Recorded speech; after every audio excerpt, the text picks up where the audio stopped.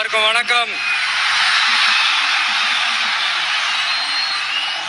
எல்லாரும் எப்படி இருக்கீங்க? வணக்கம். சாரி, எல்லாரும் எப்படி இருக்கீங்க? சாரி, கொஞ்சம் லேட் ஆயிடுச்சு.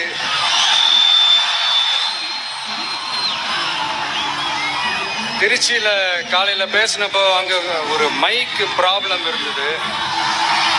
அதனால அங்கே பேசினதில் ஒரு சில விஷயங்களை இங்கே நான் திரும்ப ரிப்பீட் பண்ணுறேன்.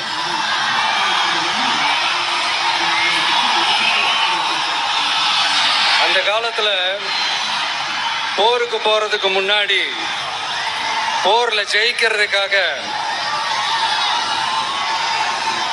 குலதெய்வம் கோயிலுக்கு போய் சாமியை கும்பிட்டு தான் போருக்கு போவாங்களாம். அந்த மாதிரி அடுத்த வருஷம் நடக்க போற ஜனநாயக போருக்கு தயாராகிறதுக்கு முன்னாடி நம்ம மக்களை அதாங்க உங்க எல்லாரையும் பார்த்துட்டு போலான்னு வந்திருக்கிறேன். இங்க என்ன பார்க்க வந்திருக்கிற என்னுடைய அம்மாக்கள், அக்கா தங்கைகள், அண்ணன் தம்பிகள், நண்பர்கள், நண்பிகள்,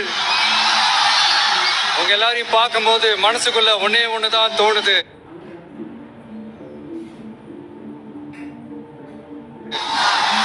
உங்களோட இந்த அன்புக்காக எவ்வளவு பெரிய உயரத்தையும், எவ்வளவு பெரிய வருமானத்தையும், எவ்வளவு பெரிய வசதியையும் தூக்கி எறிஞ்சிட்டு வரலாங்க.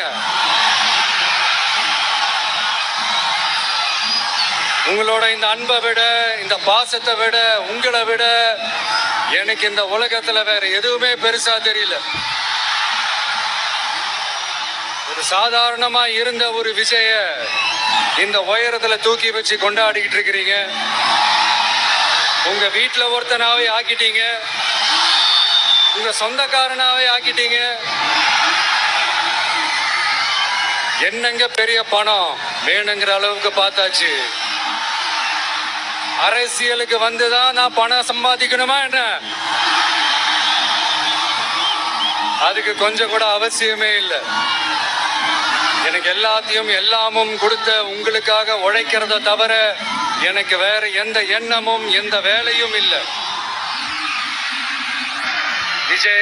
விஜய் அண்ணா, விஜய் தம்பி, விஜய் தம்பி, நம்ம விஜய், நம்ம விஜய்னு என்னடா இந்த விஜய் தனியாளா இருப்பான்னு பார்த்தா எப்ப பாரு மக்கள் கடலோட மக்கள் கடலாவே இருக்கிறானேன்ட்டு இந்த எதிரிகளுக்கெல்லாம் தெரிஞ்சவன நம்மளை பத்தி கண்ணாமண்ணான்னு பேச ஆரம்பிச்சிருக்கிறாங்க. அதாவது நான் மரியாதையா பேசினா கூட அதை தவறா எடுத்துக்கிறாங்கன்னா பாத்துக்கங்களேன். அதனால யார் என்ன சொன்னாலும் அறிஞர் அண்ணா அவர்கள் சொன்ன அந்த பஞ்சு தான், வாழ்க வசவாளர்கள் அப்படின்னு சொல்லிட்டு போயிட்டே இருக்க வேண்டியதுதான். நான் மதுரை மாநாட்டில் உங்க எல்லாரையும் நேர்ல சந்திக்க வரேன்னு சொல்லியிருந்தேன். அப்படி இன்னைக்கு உங்களுக்காக நம்மள மேலையும் கீழையும் ரொம்ப மோசமா ஆண்டுகிட்டு இருக்கிற பாசிச பாஜக அரசையும் பாய்சன் திமுக அரசையும் கேள்வி கேட்கறதுக்காக வந்திருக்கிறேன். இந்த பாஜக அரசு நம்மளை கொஞ்ச நெஞ்ச கொடுமையாங்க செய்து பீகார்ல 65 லட்சம் வாக்காளர்கள் ஓட்டர் லிஸ்ட்லயே காணோமா. இது என்ன பெரிய விஷயம்? இதை தாண்டி இன்னொரு விஷயம் இருக்கு. இந்த எதிர்கட்சிகள்லாம் ரொம்ப சிம்பிளா சொல்ற மாதிரி சொல்லணும்னா ஓட்டு திருட்டு, வீட்டு நம்பர் 0ன்னு போட்டெல்லாம் ஓட்டர் ஐடி கார்டு கொடுத்துருக்காங்கன்னா பாத்துக்காங்களேன். எவ்வளவு பெரிய ஒரு மோசமான வேலைகள்லாம் அவங்க செய்யறாங்கன்னு பாத்துக்கங்க. அடுத்து ஒன் நேஷன் ஒன் எலெக்ஷன், ஒரே நாடு ஒரே தேர்தல் 2029ல இவங்களோட ஆட்சி காலம் முடிய போகுதுன்றது எல்லாருக்குமே தெரிஞ்ச ஒரு விஷயம்தான். அதனால இந்த மாநில அரசுகள் எல்லாத்தையும் கலைச்சிட்டு எல்லாருக்கும் ஒட்டு மொத்தமா ஒரே நேரத்துல தேர்தல் வைக்கிற ஒரு ஐடியா. அப்பதானே ஒரே நேரத்துல இந்த தில்லு முள்ளு வேலைகள்லாம் ஈஸியா செய்ய முடியும். இதுக்கு பேர் என்னங்க? ஜனநாயக படுகொலை தானே. அடுத்து டீலிமிட்டேஷன், பார்லிமெண்ட் தொகுதிகள் மறுசீராய்வு. நம்ம சவுத் இந்தியாவை விட நார்த் இந்தியாவுக்கு அதிகமான பார்லிமெண்ட் தொகுதிகள் கிடைக்கிற மாதிரி ஒரு மோசடி வேலை ஒன்று செஞ்சுக்கிட்டு இருக்கிறாங்க. இதைத்தான் டிவிக்கு முதலையே எதிர்த்தோம், இப்பவும் எதிர்க்கிறோம், இனிமேலும் எதிர்ப்போம். அதனால இந்த SIR, one nation one election, delimitation இதெல்லாம் எதிர்கட்சிகளை அழிக்கிறதுக்காக ரொம்ப ரொம்ப முக்கியமா நம்ம சவுத் இந்தியாவோட அந்த பவரை குறைக்கிறதுக்காக செய்யப்படுற ஒரு மோசடி வேலைகள். இது ஒட்டுமொத்த இந்தியாவுக்கும் பாஜக அரசு செய்யற ஒரு துரோகம். சரி, பாஜக அரசு தான் நமக்கு துரோகம் செய்யறாங்கன்னு பார்த்தா இங்க திமுக அரசு நம்மள நம்ப வச்சு ஏமாத்திக்கிட்டு இருக்கிறாங்க.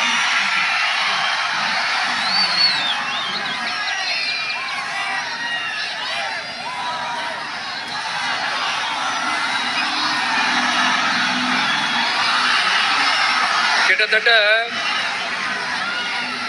நானு நீங்க எல்லாருமா சேர்ந்துதான் இவங்க நல்லது செய்வாங்கன்னு நினைச்சு தேர்ந்தெடுத்தோம். ஆனா நீங்க பாத்தீங்கன்னா, thank you, I love you, thank you thank you thank you. நீங்க பாத்தீங்கன்னா ஒரு 505 தேர்தல் வாக்குறுதிகளை நமக்கு தமிழ்நாட்டு மக்களுக்கு கொடுத்தாங்க. அதுல எத்தனை வாக்குறுதிகளை இந்த திமுக கவர்மெண்ட் நிறைவேற்றிருக்கு? முக்காவாசி வாக்குறுதிகளை கூட நிறைவேற்றாம எல்லாத்தையும் நிறைவேற்றிட்டோம்னு இப்படி கொஞ்சம் கூட மனசாட்சியே இல்லாம இப்படி கதை விடுறீங்களே மை டியர். வேணாம் வேணாம் வேணாம் வேணாம். உங்களுக்கு தான் ஆசையா பாசமா கூப்பிட்டா பிடிக்க மாட்டேங்குது. இப்படி கதை விடுறீங்களே மை டியர் சிஎம் சார்.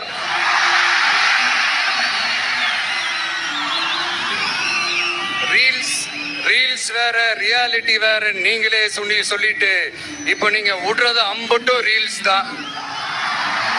அதுல எல்லாம் பாதியில அருந்தும் போயிடுச்சு. அப்படி அருந்து போன ரீல்ஸ் எல்லாம் கொஞ்சம் என்னன்னு பாப்போமா?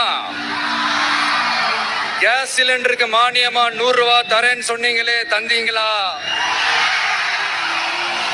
1000 ரூபாய் ஒருத்தர் விடாம எல்லா பெண்களுக்கும் தருவேன்னு சொன்னீங்களே, தந்தீங்களா? டீசல் விலையில மீதி இருக்கிற 3 ரூபாய் குறைப்பேன்னு சொன்னீங்களே, குறைச்சிங்களா? நீட்டு தேர்வை ரத்து செய்வோம்னு சொன்னீங்களே, ரத்து செஞ்சீங்களா? கல்வி கடனை ரத்து செய்வோம்னு சொன்னீங்களே, ரத்து செஞ்சீங்களா? வருஷத்துக்கு 10 லட்சம் பட்டதாரிகளுக்கு வேலை தருவேன்னு சொன்ன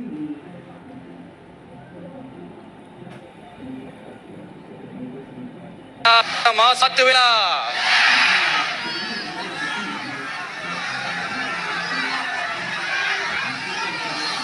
மீனவர்களை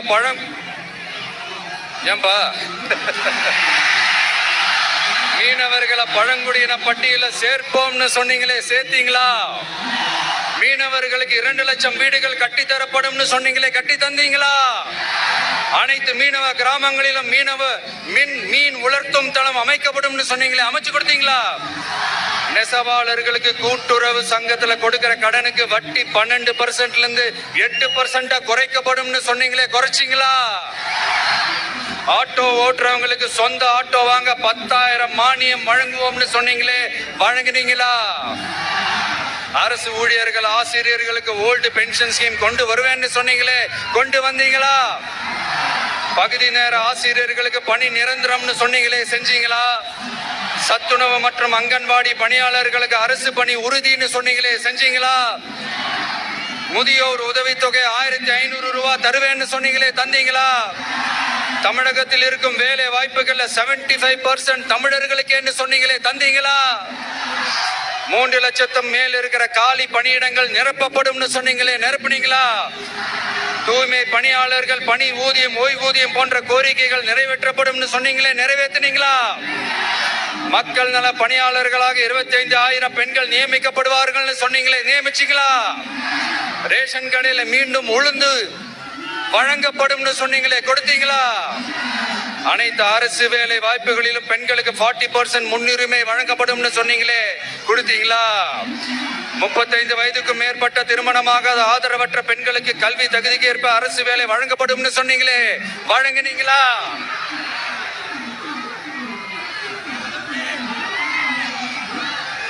வகுப்பு வாரியத்தின் கோரிக்கைகள் பரிசீலிக்கப்பட்டு மேற்கொள்ளப்படும் சொன்னீங்களே, செஞ்சீங்களா? அரசு வீட்டு வசதி மற்றும் குடிசை மாற்று வாரிய வீடுகளில் மாற்றுத்திறனாளிக்கு ஒதுக்கீடு செய்யப்படும் சொன்னீங்களே, செஞ்சீங்களா? இலங்கை தமிழர்களை காப்பாற்ற ஒரே தீர்வு பொது வாக்கெடுப்பு தான், அதை நடத்த வலியுறுத்துவோம்னு சொன்னீங்களே, செஞ்சீங்களா? இப்படியே நம்ம கேள்வி கேட்டுக்கிட்டே இருக்க வேண்டியதுதான். இவங்க கிட்ட இருந்து எந்த பதிலும் வரப்போறது இல்ல. ஏன்னா இருந்தாதானே. அதனால நான் உங்களை கேட்கிறேன், செய்வோம் செய்வோம் செய்வோம் செய்வோம்னு சொன்னாங்களே, செஞ்சாங்களா? சத்தமா சத்தமா? மை டியர், வேணாம் வேணாம் வேணாம். அப்படி கூப்பிட்டா, ஆசையா பாசமா கூப்பிட்டா அவங்களுக்கு பிடிக்க மாட்டேங்குது. அதனால கேக்குதா மை டியர் சிஎம் சார்? அவங்க பண்றது துரோகம்னா நீங்க பண்றது நம்பிக்கை மோசடி. இது ரெண்டுமே ஒண்ணுதான், ரெண்டுமே ஏமாத்து வேலைதான். இது ரெண்டுமே ஜனநாயக குற்றம் தான். இப்படி ஏமாத்துறதுல இவங்க ரெண்டு பேருமே ஒரே வகைராதான்.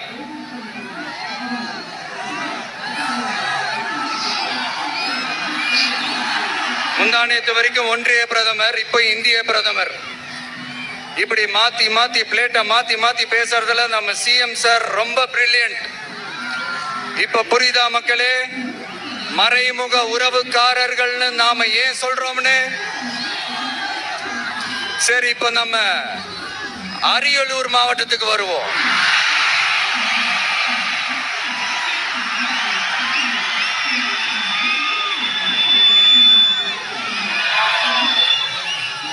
தமிழகத்தோட வறட்சியான மாவட்டங்கள முதல் வரிசையில காலங்காலமா இருக்கிற மாவட்டம் தான் நம்ம அரியலூர் மாவட்டம். சிமெண்ட் உற்பத்தியும் முந்திரி உற்பத்தியும் நடக்குது. பட்டாசு தொழிலும் கொஞ்சம் நடக்குது. ஆனா இங்க இருக்கிற இந்த தொழிலையாவது மேம்படுத்தலாம்னு இந்த கவர்மெண்ட் ஏதாவது யோசிக்குதான்னு கேட்டா ஜீரோ தான்.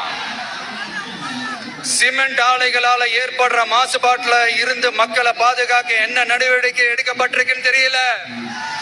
யுனெஸ்கோவோட உலக மரபு சின்னமாக அறிவிக்கப்பட்ட கங்கை கொண்ட சோழபுரம் கோயிலை முறையாக பராமரிக்கணும். ஜெயங்கொண்டத்தில் ராஜேந்திர சோழனுக்கு மணிமண்டபம் அமைக்கலையே ஏன்?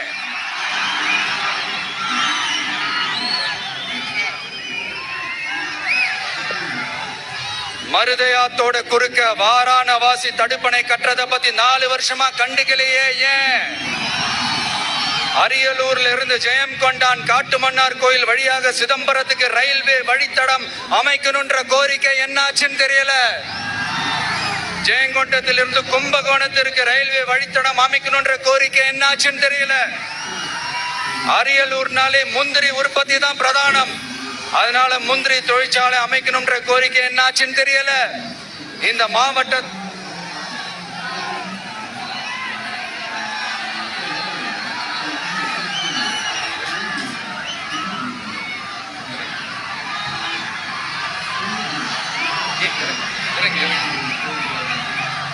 தம்பி இறங்கு, தம்பி இறங்கு, ப்ளீஸ் ப்ளீஸ் இறங்கு, இறங்குப்பா.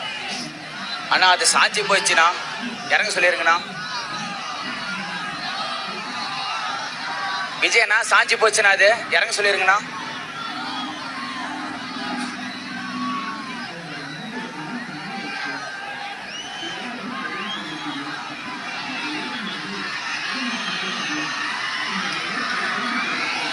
ஹலோ பிரதர் சார், அவரை இறங்க சொல்லுங்க.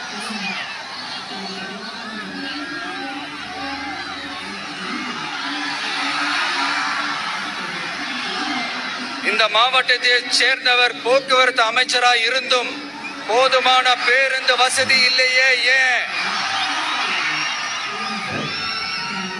என்னடா இவன் வந்ததுல இருந்து கேள்வியா கேக்குறான். இவன் வந்தா என்ன செய்வான்னு கேக்குறீங்க அதானே? தீர்வை நோக்கி போறதும் தீர்வை காண்றதும் மட்டும்தான் நம்ம டிவிக்கோட லட்சியமே. நம்மளோட தேர்தல் அறிக்கையில இதுக்கான விளக்கத்தை ரொம்ப தெளிவா சொல்லுவோம். ஆனா அதுக்கு முன்னாடி அதை செய்வோம் இதை செய்வோம் இந்த பொய்யான வாக்குறுதிகள்லாம் எப்பவுமே கொடுக்க மாட்டோம். எது நடைக்கு சாத்தியமோ எது உண்மையோ அதை மட்டும்தான் கொடுப்போம். ஆனா அட் த சேம் டைம் மருத்துவம், குடிநீர், ரேஷன், கல்வி, அடிப்படை சாலை வசதி, மின்சாரம், இந்த மாதிரி அடிப்படை விஷயங்கள்ல நோ காம்ப்ரமைஸ். பெண்கள் பாதுகாப்புல, சட்டம் ஒழுங்கு பாதுகாக்கிறதுல நோ காம்ப்ரமைஸ்.